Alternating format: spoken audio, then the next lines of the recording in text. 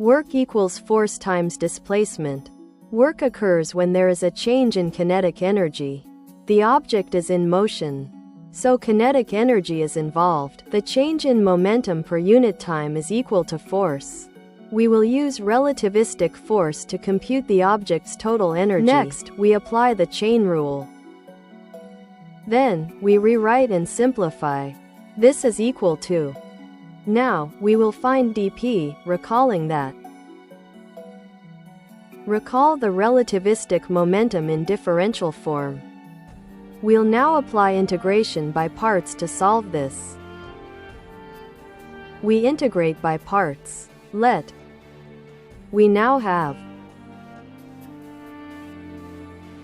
We substitute our variables. The integral will now be.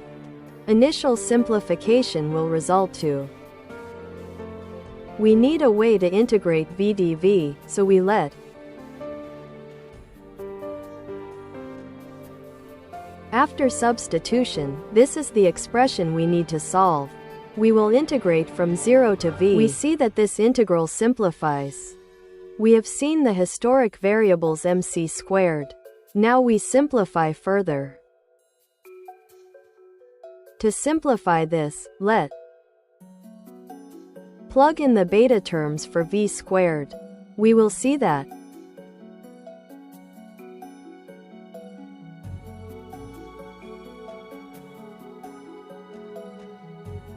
the term in the parenthesis needs to be simplified and needs algebraic manipulation.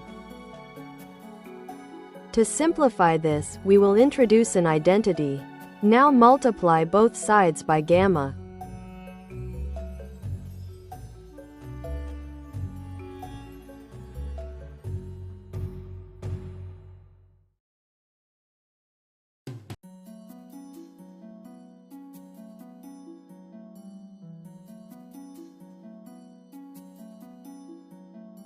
This proves the identity. Thus, we can write, or, in another form,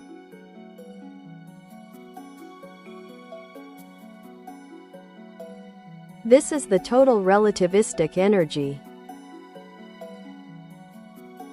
The total energy of an object is the sum of its kinetic energy and rest energy. Rest energy simply states that a mass at rest possesses an enormous amount of energy. This is the total energy of matter, combining kinetic and rest energy. This is the formula for the total relativistic energy.